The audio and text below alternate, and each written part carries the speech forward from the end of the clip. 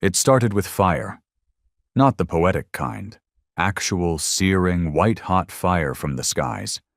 The kind that erased entire cities in seconds. They didn't come with warnings, no diplomacy, no first contact, just a burn.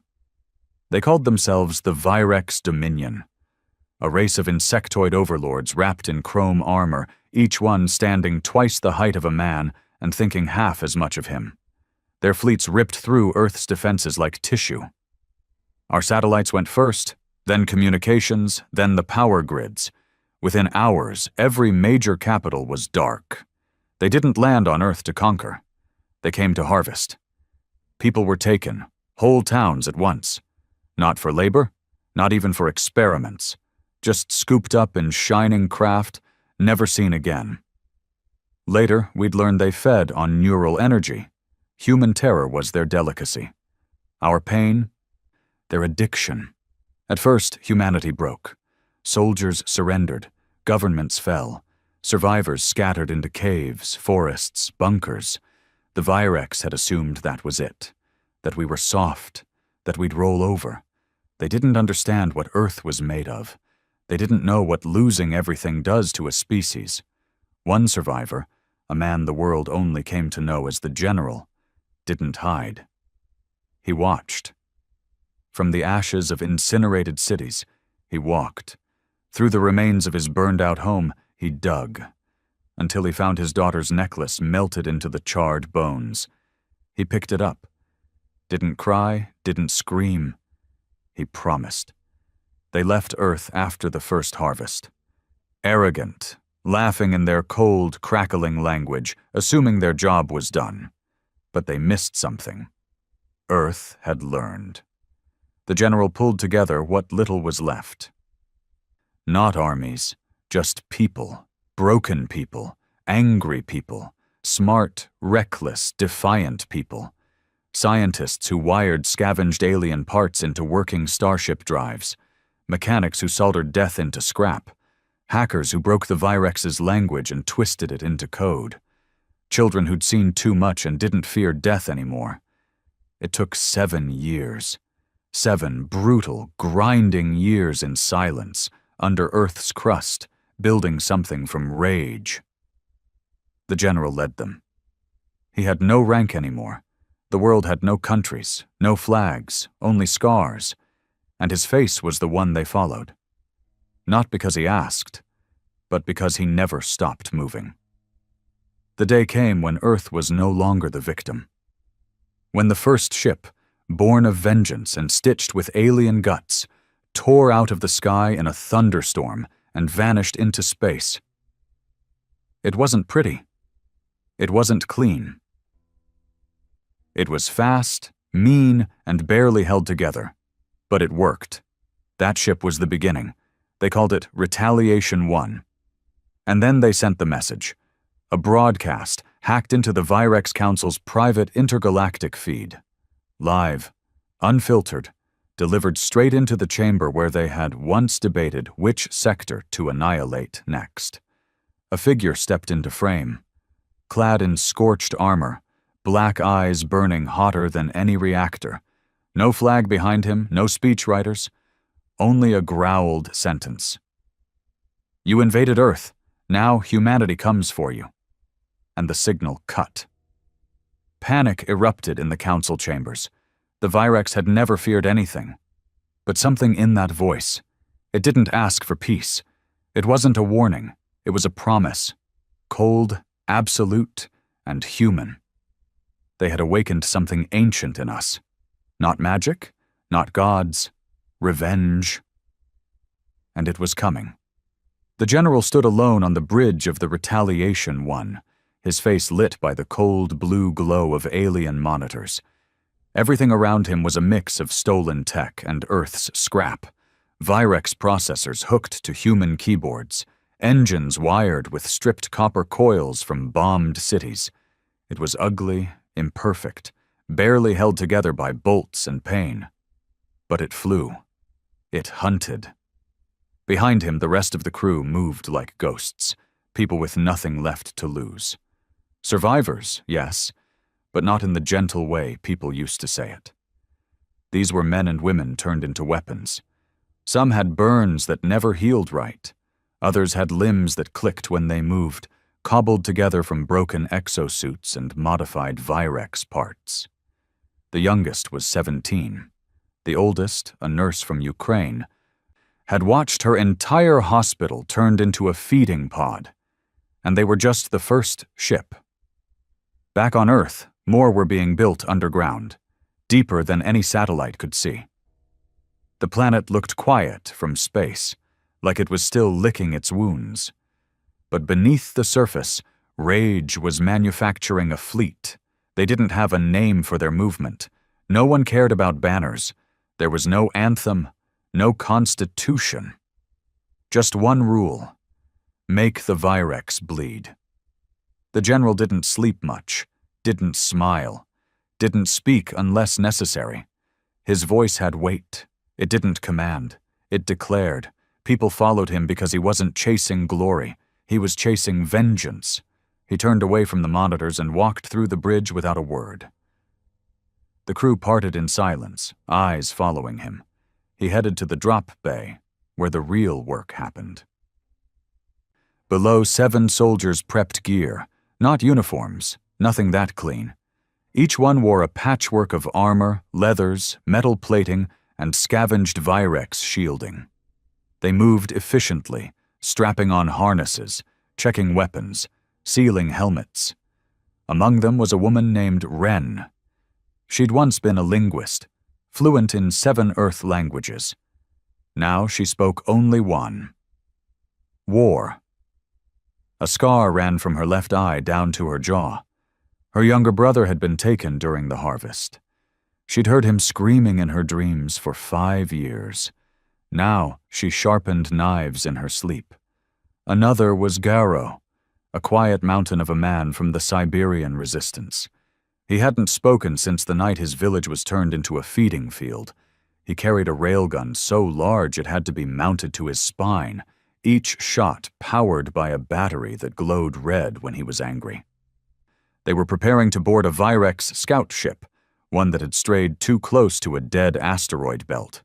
It was routine now: ambush, breach, extract data, leave a calling card. The general stood at the platform edge, looking down at them like a father who'd buried too many children. "Today's not for revenge," he said finally, his voice low but hard. "It's for information. We need to know where they breed, where they store the prisoners, where the council hides.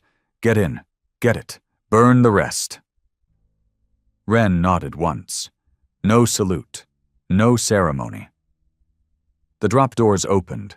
Vacuum silence pulled against them as the small boarding ship launched, cutting across the black void like a shard of Earth's fury. No one said a word inside. They'd done this before, and they'd do it again. The Virex scout ship was shaped like a needle, long and silver with ribbed plating. It hovered silently, scanning the debris field around the asteroid. Its pilots didn't suspect a thing. The Earth team hit them fast.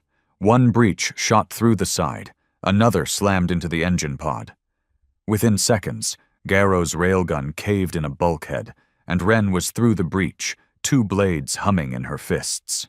The Virex screamed, a high-pitched, clicking howl that grated against human ears. One charged at her, mandibles wide, but Wren dropped to a knee and drove both blades up into its neck.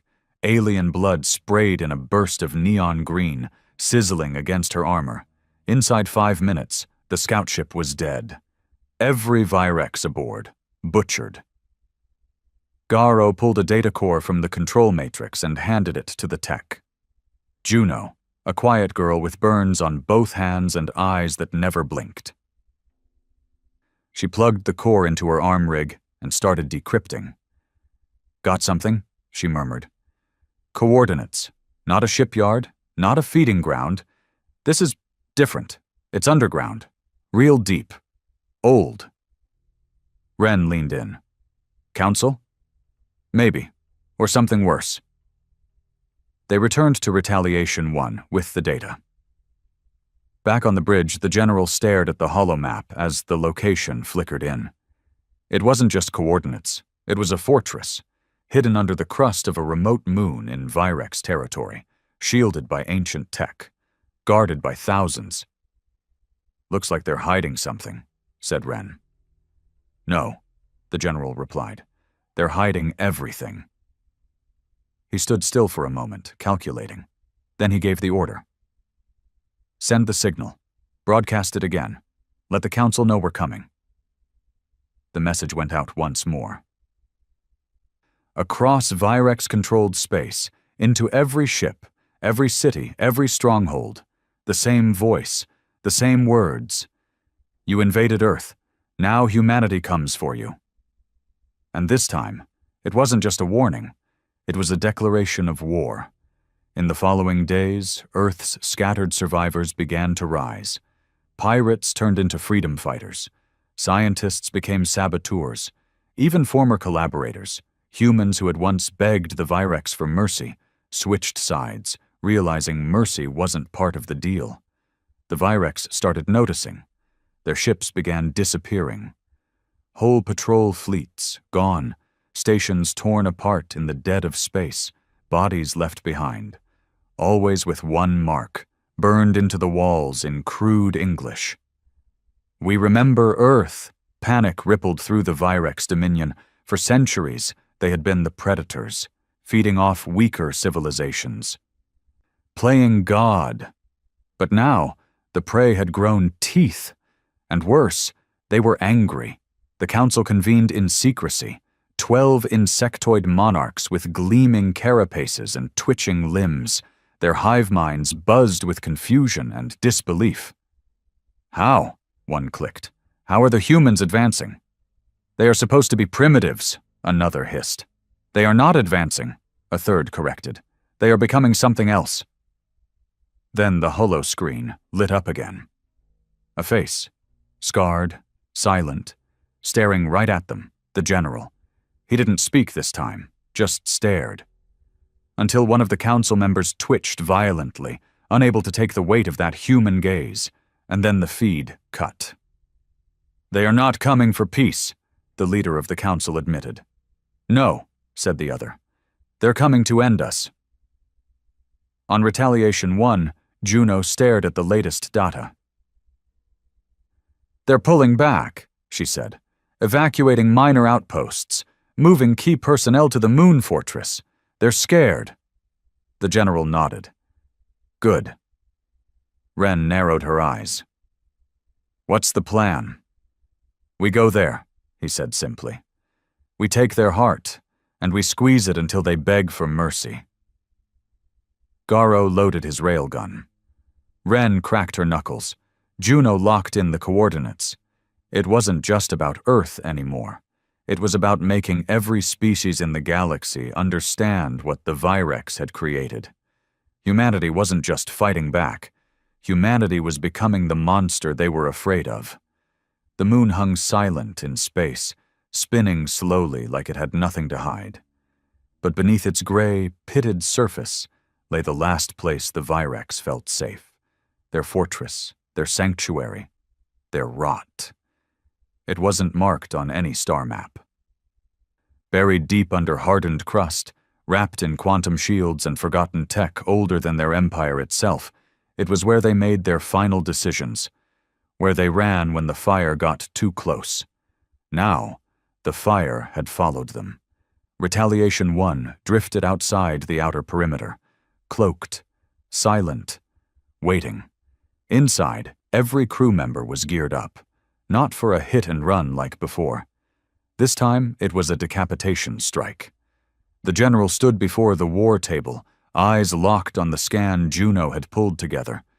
Layer after layer of tunnels, vaults, sentries, old AI guardians, and finally, a dark chamber at the core with no transmissions in or out. That was the spot.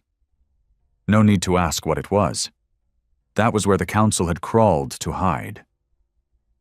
Ren studied the map. "We breach from the ice vents. If we come in from the surface tunnels, their seismic sensors will pick us up before we blink." "They'll pick us up anyway," said Juno, fingers dancing across her data pad. "But we'll already be inside. The shields have blind spots, not many, but enough." Garrow grunted. He didn't need plans. He needed targets. The general finally spoke. "We don't leave survivors, not this time. No prisoners. No mercy. This isn't war. This is execution." Nobody flinched, not even Juno, whose fingers trembled only when she was still. They launched in a secondary ship, a breacher-class pod, reinforced with Virex hull plating and coated in stolen stealth nanoresin. It didn't fly so much as fall, straight toward the moon's crust, guided only by silence and vengeance. The impact was hell. It punched through frozen rock and scorched tunnels, cracking layers of sediment and dust until it came to a screaming halt deep within the underground caverns. Smoke hissed out as the doors blew. The first squad poured out, weapons hot. The moon wasn't quiet anymore. Screams erupted, inhuman shrieks echoing down the halls as Virex guards scrambled into formation. Their claws clattered on the floor, and their armor glowed with hive runes. The humans didn't stop. Ren's blades blurred, slicing through chitin and bone. One Virex charged her with a shock spear. She ducked, drove her boot into its thorax, and cut its head off in a single arc. Garrow's railgun screamed behind her, turning 3 enemies into vaporized chunks in one shot. The recoil knocked him back a step. But he didn't care. The rest of the squad advanced. They weren't soldiers in a uniformed army. They were ghosts, each one powered by hate, loss, and the unbearable memory of a planet burned alive. The tunnels narrowed, twisted, and then opened into the Chamber of Councils. It was massive, bigger than a cathedral, carved into the heart of the moon like a cancerous womb. Organic walls pulsed faintly. The air was thick with something like breath, recycled for centuries. And in the center, 12 Virex, their elite, the council. Each sat on a throne of metal and bone, armored in ceremonial plating, mandibles twitching. They didn't rise, didn't run. They just watched the humans approach. The general walked to the front. His armor hissed with each step, the scorched plates blackened from too many past fights. He held no gun, just a scorched baton holstered at his side, the weapon of Earth's last defense commander. Ren, Garrow, and the others formed a line behind him, guns raised, heartbeat steady. The general looked up at the council.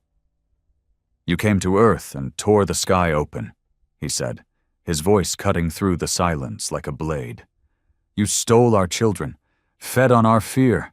You turned our cities into ash and thought we'd forget." The council leader leaned forward, a twitch in his mandibles. "Your species was unclaimed, unprepared. Your pain was our resource. You were the herd." The general didn't flinch. "We're not the herd anymore."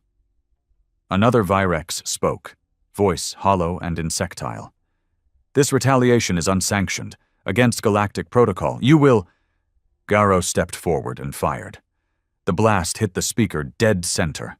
Its throne exploded, and its body disintegrated into sparks and fluid. Silence fell. The remaining 11 council members hissed in alarm, shifting, twitching. "Protocol ended when you harvested our children," Ren said coldly. One councillor stood. "We will make reparations." "You will make graves," the general snapped. He turned to his crew. "Do it." Guns roared. Blades flashed. The council chamber became a slaughterhouse. Some Virex tried to fight, unleashing psychic weapons, chemical clouds, and anti-gravity grenades. But Earth's warriors weren't just survivors anymore. They were built for this. Ren ripped through a guard with a serrated knife, then pivoted and jammed a Virex disruptor into another's chest, watching it spasm and collapse. Garrow pulled a shield from a fallen councillor and used it to crush another against a wall. Blood sprayed. Bones cracked. Sizzling fluids ran down the walls like thick acid. When it ended, only silence remained. The chamber was painted in alien blood and vengeance. At the center, the general stood over the last counselor. It wasn't dead, but dying. Limbs twitching, one mandible cracked. "You had your warning," the general said. The Virex's voice was faint. "We didn't know. Your kind could fight like this." He knelt, leaned in close. "That's your problem," he whispered. "You never knew what happens when you push humans past the edge." He raised the baton, and with one swing, ended it. The last of the council was gone. But the general didn't smile. He didn't celebrate. He turned and looked at his people. Juno stepped forward. "We found a data archive in the lower chambers. It's not just about the Virex, it's everyone. Every species they ever harvested. Maps, DNA records, experiments. There's more." Ren narrowed her eyes. "How much more?" "Thousands of worlds, billions of lives, whole species gone before us. We weren't the first, just the first to fight back." The general nodded. His voice was quiet. "Then we're not done." Garo looked at him. "What now?" "We burn the fortress," he said. "Then we take the files, and we show every remaining slave race in the galaxy what the Virex tried to do. We light the match." Juno looked unsure. "You really think the others will follow us?"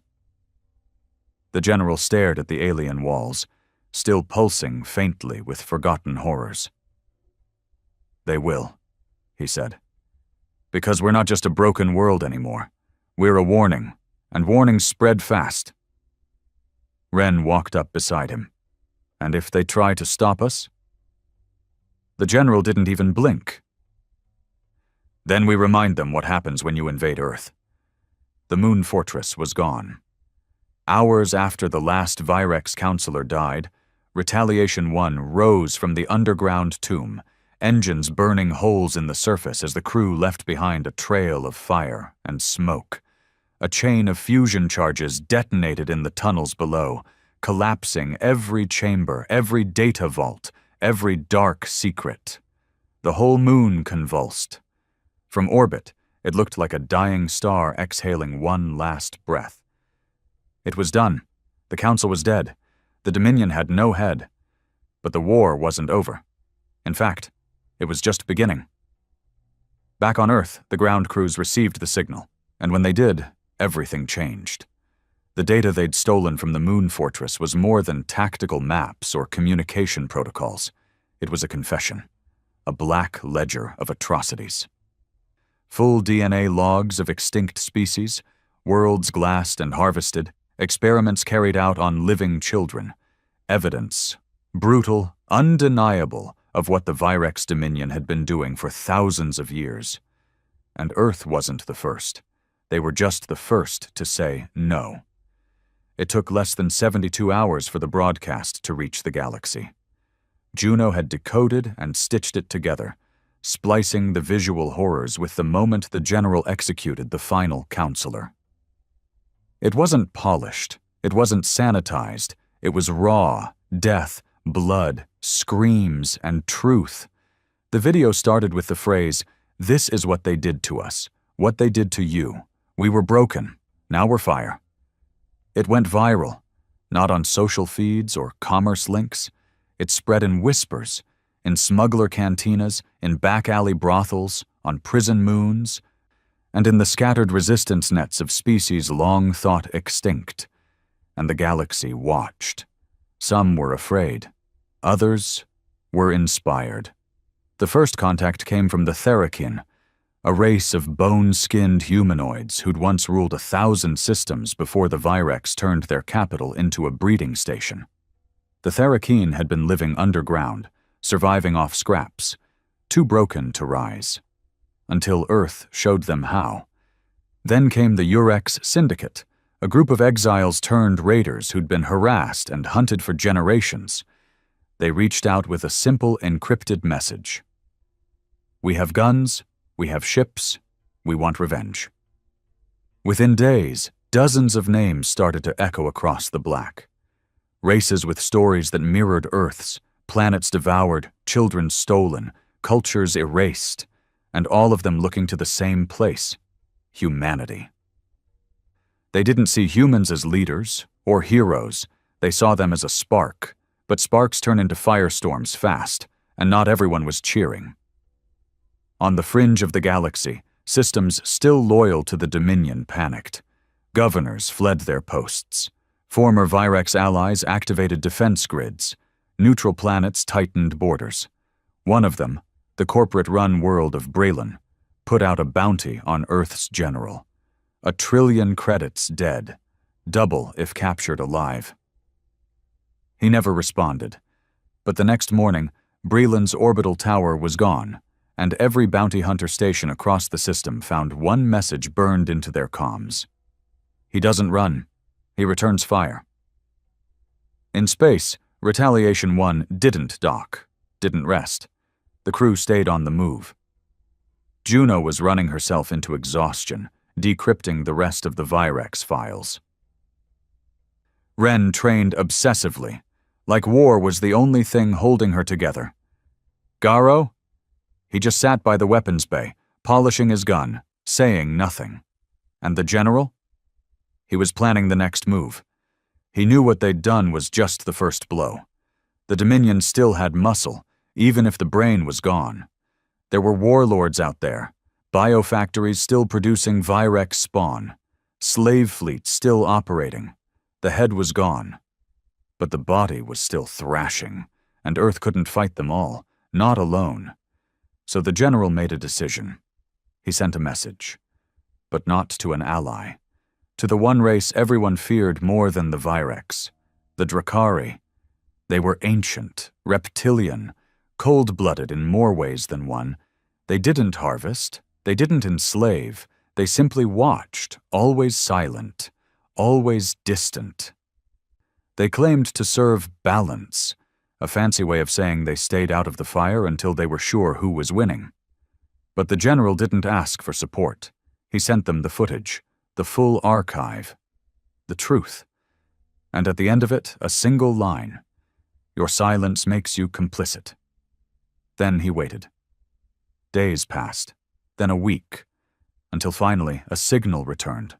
One word. Acknowledged. No alliance, no deal. But in 3 Virex-controlled systems, Drakari cruisers began appearing.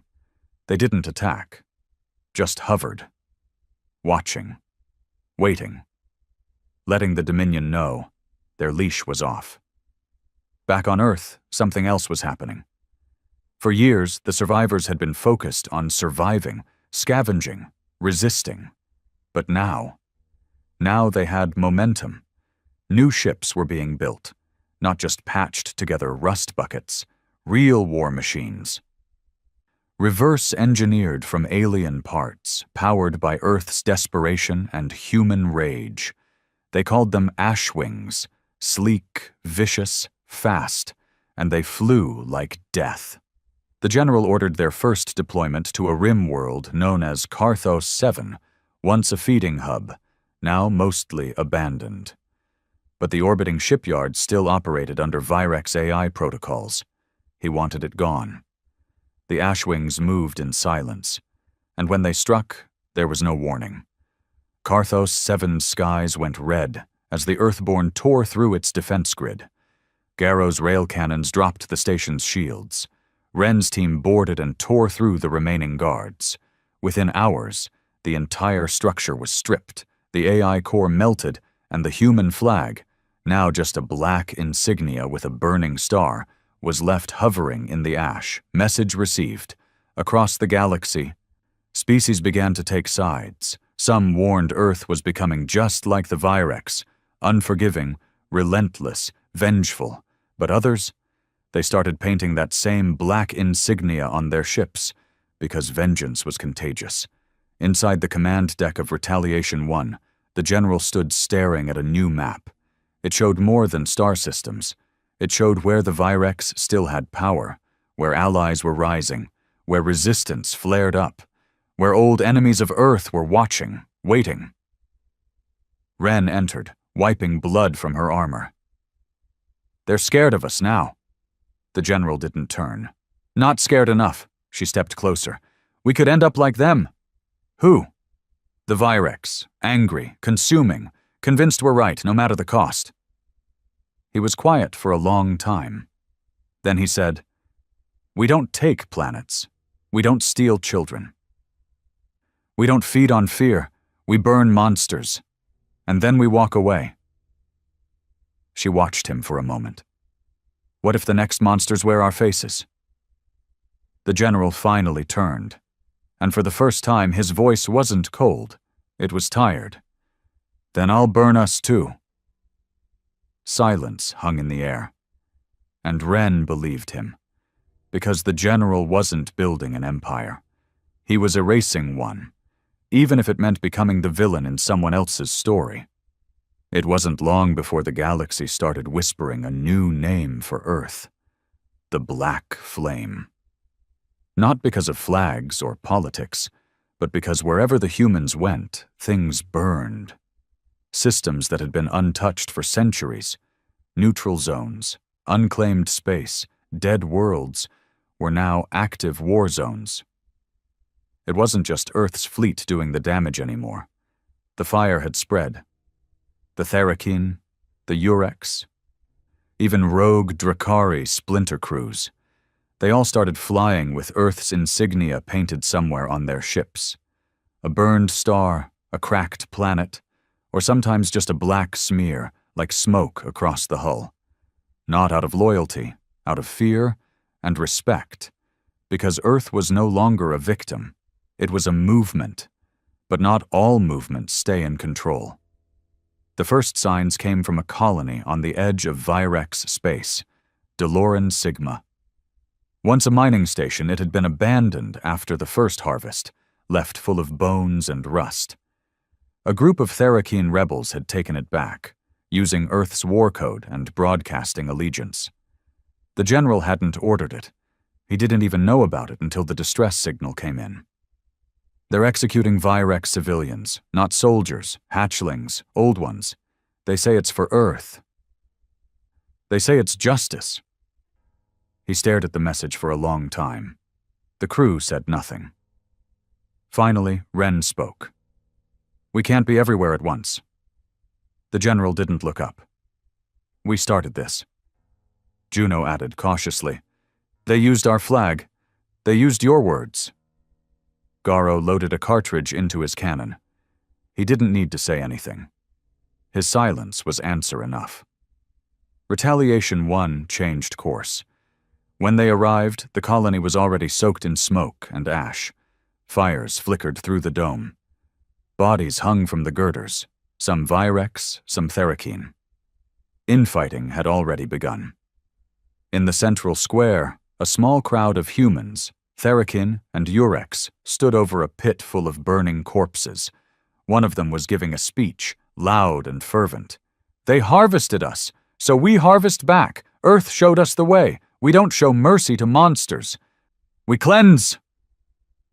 They didn't hear the dropships land, didn't see the general until he stepped into the firelight. Everything stopped.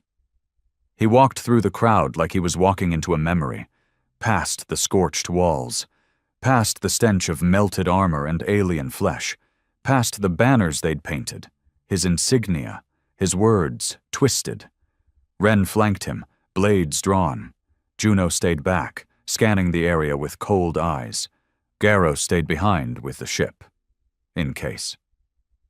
The general stopped in front of the rebel speaker, a human with half his face wrapped in scavenged armor and a Virex skull hanging from his belt. The man grinned. "Didn't expect the legend himself. We're just doing what you taught us." "No," the general said quietly. "You're doing what I warned against." The speaker spat. "They burned our world. They didn't spare our children. So we don't spare theirs." "They lost their war," the general said. "They're finished. Killing their young doesn't make you strong. It makes you worse than what we fought." "You're soft. You think we get freedom without blood?" "I buried more friends than you have fingers," the general said coldly. Don't talk to me about blood. Then he drew his sidearm. The speaker blinked. Wait! The shot echoed across the square. The man dropped. The crowd gasped. The general holstered his weapon and turned to them. This isn't what Earth is, he growled. We came to destroy the Virex machine, not become it. You want to fly under our flag? You do it right, or I'll come for you too. Nobody spoke. He left them standing there, smoke curling through the air like a warning. Back aboard Retaliation 1, the atmosphere was different. Everyone had seen it now. The war was bleeding outside its lines. Ren stood in the weapons bay, cleaning her blades in silence. Juno sat in the corner, watching encrypted channels stream in from across the galaxy. More uprisings, more chaos, more fire. We can't stop it, she finally said. It's gone beyond us. The general stared out the viewing port. No, he said.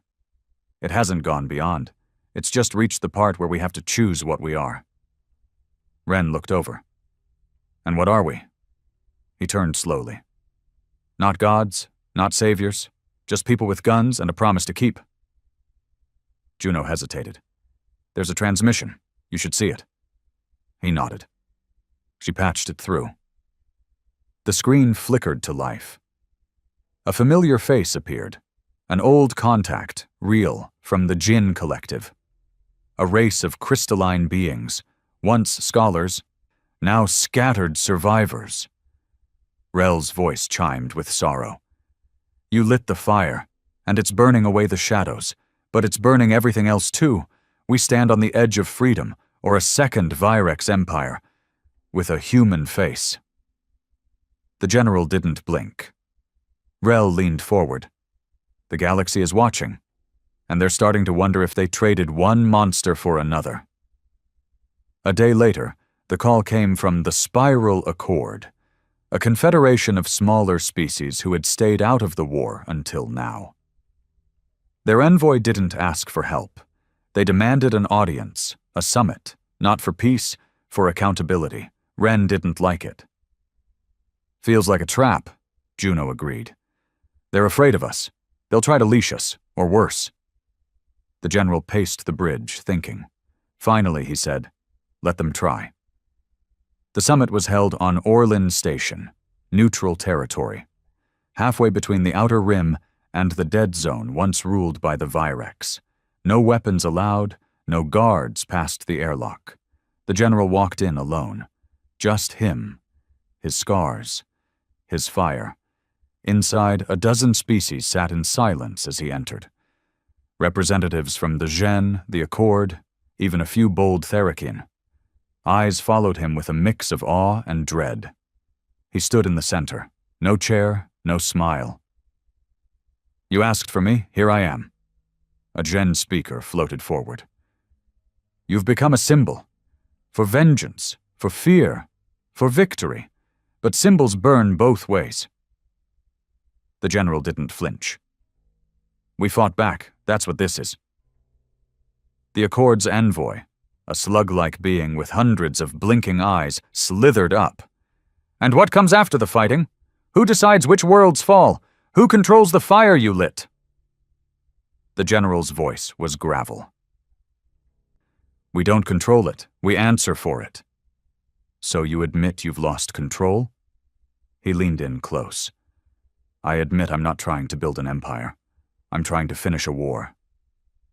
The room fell silent. Another representative asked, And when the war's over? The general's reply was quiet. Cold. Then I disappear. He meant it, and they believed him. Because this wasn't a man chasing power. This was a man who had walked through hell and was ready to vanish the second the fire was done. Outside, aboard Retaliation 1, Ren watched the stars as news of the summit spread.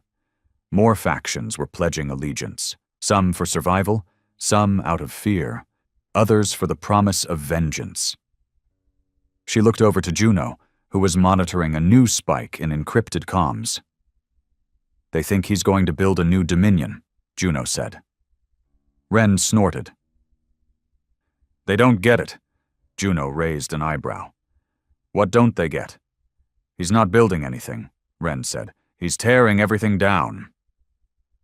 It was always going to end this way. Not with a treaty, not with surrender, but with a reckoning.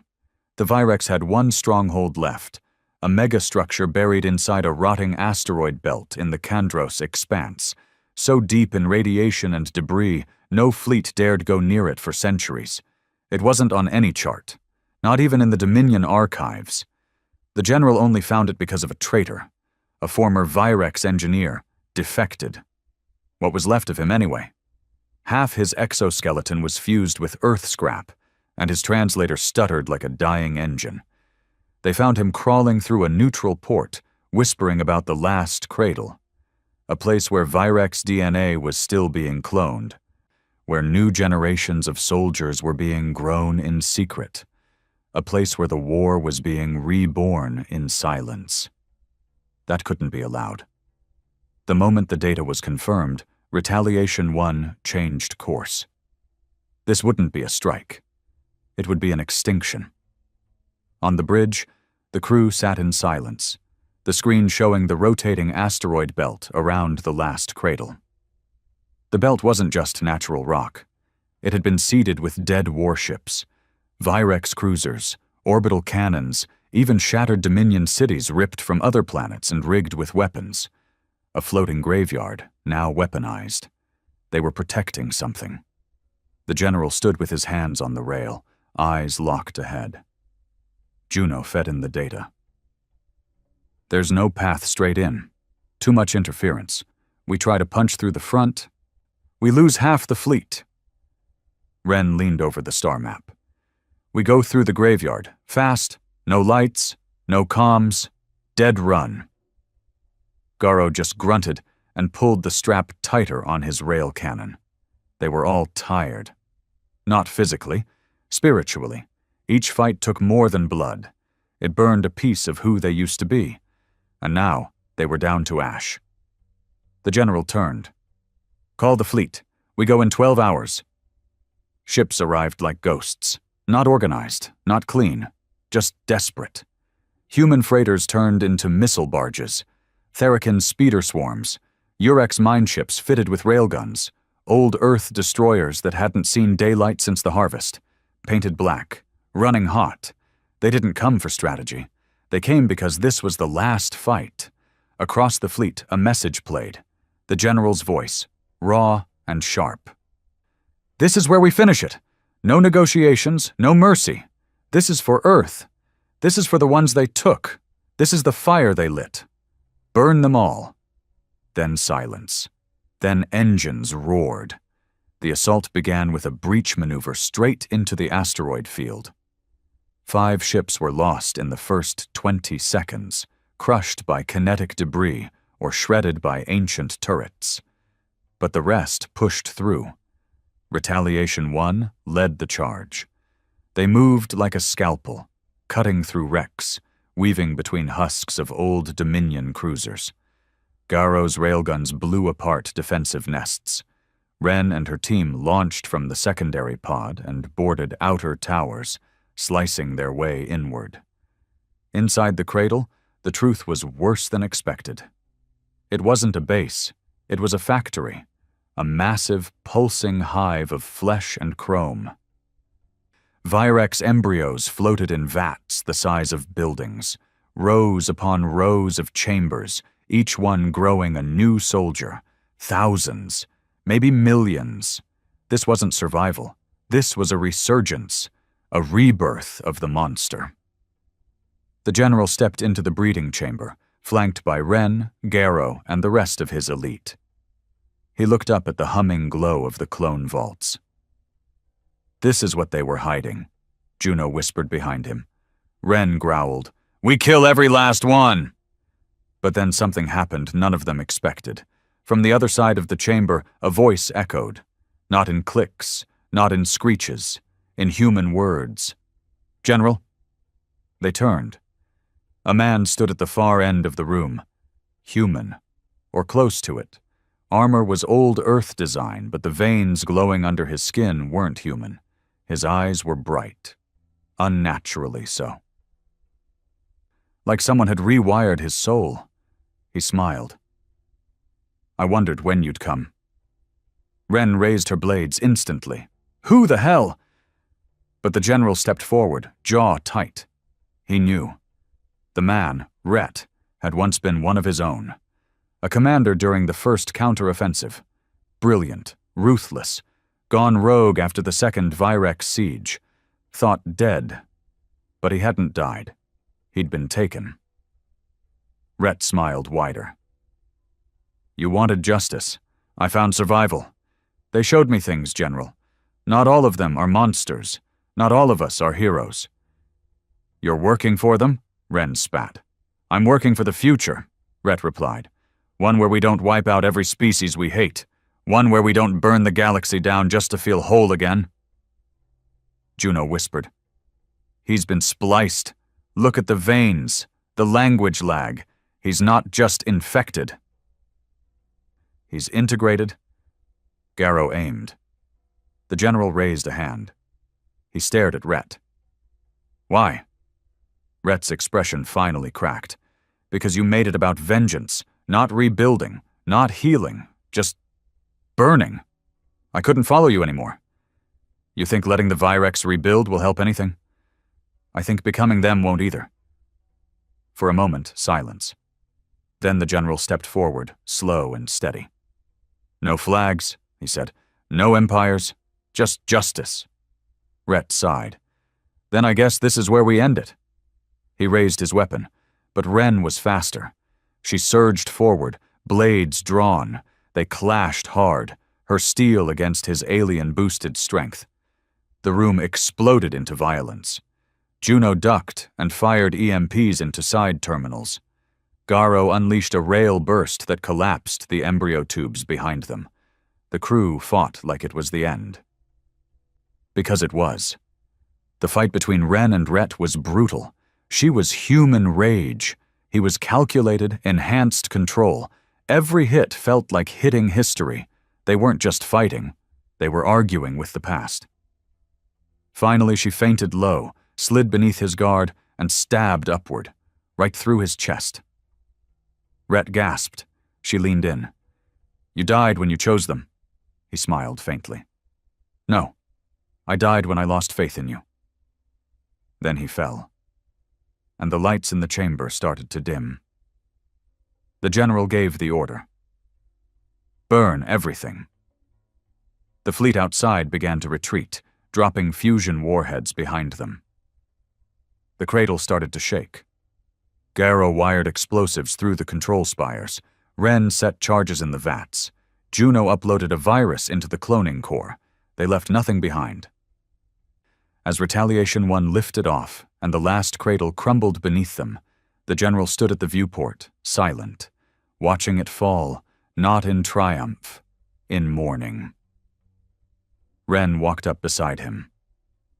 It's over. He didn't answer. Juno joined them.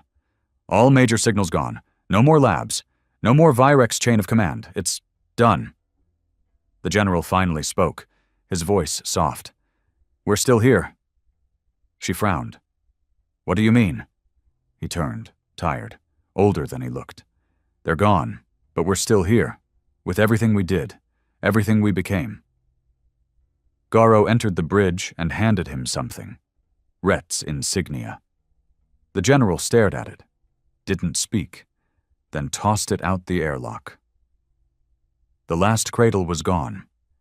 The explosion could be seen from 3 systems away. A final burst of light in a galaxy full of shadows. What remained of the asteroid field slowly scattered, drifting into the void like ashes from a funeral pyre. The Virex were extinct now, or as close to it as war could make them. There were no screams this time, no last gasps, no surrender, just silence. And in that silence, the galaxy finally understood what Earth had done. They hadn't won a war. They'd ended a species. Inside Retaliation 1, the crew stood on the bridge as the shockwave passed. The screens went dark. The systems stabilized. Everything was still. Juno leaned forward. Final scan confirms it. No life signatures, no transmission pings. The cradle's gone, completely. Ren said nothing. She was still covered in blood from the fight with Rhett, her knives now clean but her eyes distant. Garrow holstered his cannon and looked at the general. The old man stood still. Hands behind his back, jaw tight.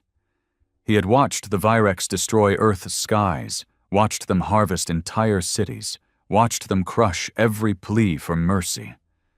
Now he had watched their empire collapse into dust. And still, his face gave nothing away. Juno's voice broke the silence. "We've got incoming messages, a lot." "How many?" the general asked. She hesitated. "Over 1,000 channels. Encrypted, open, black market relays, pirate networks, Alliance Net. Some are even old Virex satellites. Everyone's talking." Of course they were, because when you burn the boogeyman, everyone wants to know what comes next. The first official message came from the Spiral Accord, a cautious congratulations filled with passive language and political hedging. "Thank you for your sacrifice. We acknowledge your actions. We hope to work with Earth on future galactic stabilization efforts." The general didn't even respond. The second came from the Drakari High Synthesis. A single sentence. "We will not forget this." Nobody knew if that was a threat or a salute. The third was different. It was from a small world called Pelion Dusk, a mining colony that had been on the verge of a Virex takeover before Earth's uprising. The message wasn't encrypted. It wasn't diplomatic. It was just a boy. Couldn't be older than 10. His face was dirty. His voice cracked. "Thank you for saving my mom." And the screen went dark. News spread fast. The Fire Wars, they called them now. Some historians tried to rewrite it immediately, soften it, turn Earth into reluctant heroes, the Virex into misunderstood aggressors. But the footage said otherwise. So did the survivors. No one could deny the blood spilled, but no one could ignore the victory either. Across the stars, flags changed. Planets once enslaved began to govern themselves again. Rebellions turned into governments. Colonies reopened. Trade resumed. Hope, small and unsure, started to take root again. And through it all, one symbol remained. The black star of Earth. But Earth didn't celebrate. It retreated. The general refused every interview, declined every medal, ignored every invitation to speak at rebuilding councils or liberation summits. He didn't want a statue. He wanted quiet. Retaliation 1 didn't return to Earth. It drifted near the edge of the system, refitted with minimal crew. Half of the soldiers had gone back to their families. Some didn't have families to return to. Ren stayed. So did Juno. Garrow, too. Not because they had orders. Because there was nowhere else they trusted themselves. Too much blood on their hands. Too many ghosts. You don't walk back into normal life after ending a species. 1 week after the cradle fell, Juno stood alone on the deck, listening to intercepted comm traffic. She wasn't looking for threats, she was looking for doubt, and she found it. Some species were afraid, rightfully so. Earth had become something terrible in the name of justice. Others had started copying Earth's methods, building war fleets with no oversight, purging their own enemies under the excuse of Virex prevention. And some were whispering a darker idea. That Earth should lead now, not as a symbol, but as a ruler. She brought it to the general. "They're talking about crowning you," she said, dropping the audio log onto the table. "Some are calling for a human-led galactic order, unification under Earth, stability." He didn't flinch. "Power," he said, "always finds a throne. They'll build one under your name if you don't stop it." He turned to her, eyes hollow. "I don't want to lead." "But what happens if someone else takes your place?" she asked. Someone who does want it? 2 days later, a fleet approached Earth. Not hostile, not even armed. It was a procession of envoys from 50 different worlds, leaders, activists, soldiers, survivors. They came with one request. We want you to lead us, permanently. Not as a dictator, not as a king, as a keeper, the one who had stood against the darkness and walked through fire. They wanted him to be the new anchor, the center of a galaxy still dizzy from collapse. And for the first time, the general didn't answer. He walked out of the council room, past the flags and faces, and stepped outside the base. The air was cold, the sky clear. He found Ren sitting on a broken wall, looking up at the stars. "They want a crown," he said quietly. She didn't look at him. "Are you going to take it?" "No." She finally turned. "Why not?" He paused. "Because I'm not done yet." Later that night, the crew gathered again on Retaliation 1. The general stood at the table, same as always, but this time his voice was different. "Virex are gone, but the damage they did, the systems they left in place, the cultures they crushed, the weapons they scattered, that's not over. We ended the monster. But the infection's still out there." Juno nodded slowly. "So what do we do?" "We hunt it," he said. "We find the ones who profited, the ones who hid, the ones who took advantage of the chaos." Ren grinned. "Clean up crew." Garo loaded his weapon without a word. The general leaned over the table. "No thrones, no parades, just fire where it's needed, until the galaxy stops bleeding." And so the war didn't end. It changed. Earth didn't rule. It roamed. The general and his crew became ghosts again, moving through dead zones, smashing leftover slave rings, tearing down hidden Virex bunkers, helping orphaned colonies rebuild. Quietly, without fanfare. They became the thing the galaxy told stories about. Some called them mercenaries, some called them angels, but most just whispered, "Don't cross the black flame. They don't ask twice." And somewhere, deep in the silence of space, a new star was born. Not from science, not from gravity. From the memory of what happens when you invade Earth, and Earth decides to come back. Years passed. Not that anyone counted. There were no more calendars, no united Earth, no flags, no borders to draw time around. Just the stars, and the people still crawling out from under the weight of history. The galaxy had changed. The Virex were gone, remembered only in scars and ash.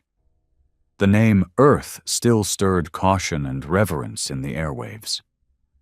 People still whispered about Retaliation 1, though fewer had seen it in the skies recently. Fewer still knew where it was now. But the legend lived.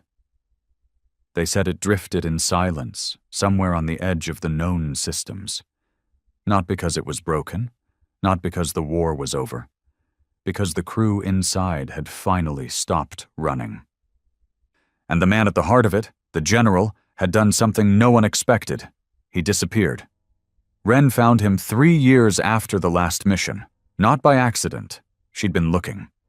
After the fire ended, she'd tried to make peace. Tried to take the knife out of her hand. Tried to live like war hadn't carved itself into her bones. She lasted 11 months before boarding a smuggler freighter and slipping off-world again. Everywhere she went, she asked the same question. "Where'd he go?" Most shrugged. Some laughed. One old Tharakin claimed the general had joined a monastery orbiting a black hole. Another swore he'd seen him on a terraformed moon, planting trees in silence. But Ren didn't believe any of them. She knew what kind of man the general was. You don't spend a lifetime chasing ghosts and then vanish for no reason. Unless you're finally ready to face them. She found him on a dead planet in the Virex grave zone. One of the first worlds they had harvested. A scar that had never healed. the place where he'd lost his daughter. The air was thin. The sky burned low. Nothing grew. And yet, someone had built a small cabin from scavenged hull plating and driftwood, a solar dish on the roof, a fire pit in front, no guards, no sensors, just quiet. Wren approached slowly. The door opened before she reached it. He stood in the doorway. Older now, beard thicker, streaked with white, still tall, still solid, but his eyes weren't weapons anymore. They were tired. She froze. Took me long enough. He gave her a small nod. You're not one to stop looking. She walked past him and into the cabin. It smelled of wood smoke and dry air. A single chair. A desk covered in old data drives.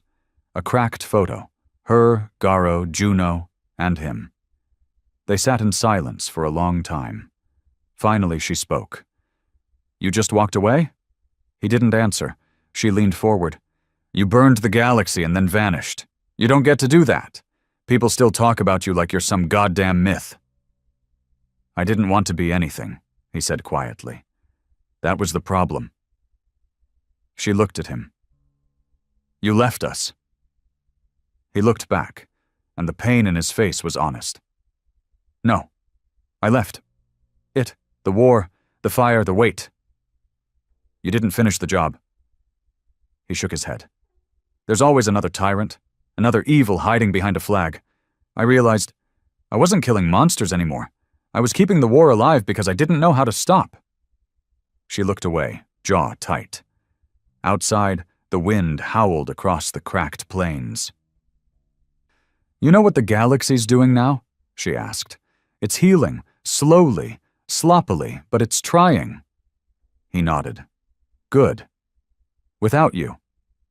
Even better. She stood up, frustrated now. You don't get it. We need you. People out there still think you're going to show up again, like a warning shot, like a judge. I'm not a judge, he said. I was just angry, and I had the tools to do something about it. That's a lie, she snapped. You were more than that. He didn't respond. She stepped closer. You were hope. He met her eyes, and for the first time, something broke open behind them. I was grief in a uniform, he said. That's all. Don't make me into something holy. I don't want to be anyone's flame anymore. I'm tired of setting things on fire. That night, they sat outside the cabin, watching the sky. Stars drifted above them. Untouched. Wren drank from a tin cup. The general just stared into the fire.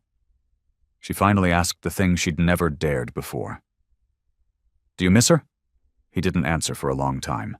Then, every second. She nodded. Me too. She meant his daughter. They all did. The ghost that started the fire. The ghost that still sat at every table in every silence. He rubbed his hands together, old scars flaring. I thought killing the Virex would bring her peace, he said. But she's not in the fire. She's in the quiet. Wren looked at him. And you? He glanced at the stars. I'm still learning how to be in the quiet. 3 weeks later, the others came. Garo, Juno, a few others. Word had gotten out. No one said how. They didn't come with weapons. They came with chairs, food, tools. Someone patched the roof. Someone set up a signal tower. Someone started a garden in the red dust.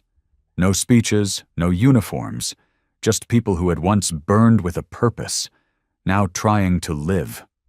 One night, a message came through the tower, a minor system caught in political collapse. One faction asking for help. They didn't ask for Earth, they asked for the general. He didn't respond. But Wren did. She wrote back 3 words. Handle it yourselves. Because maybe that was the point. Maybe the real victory wasn't fire. Maybe it was knowing when to stop burning. The galaxy kept turning. New governments rose, old grudges flared, battles still happened. The scars didn't fade overnight. But Earth no longer sent fleets. It sent architects, doctors, teachers, And the ones who had once lit the fire, they watched it from afar, no longer gods of war, just people. Trying. Years later, a child would visit the cabin, wide-eyed, curious, too young to remember the war. He'd ask the old man on the porch if the stories were true, if he really destroyed the Virex, if he really turned the sky red with revenge. The general would lean forward, his voice soft, distant. I stopped them, that's true. Did you burn everything? The old man looked out over the dry plains. Not everything, just what needed to go. And now? The man smiled faintly. Now, I plant things. And in the distance, where once there was ash, green began to grow.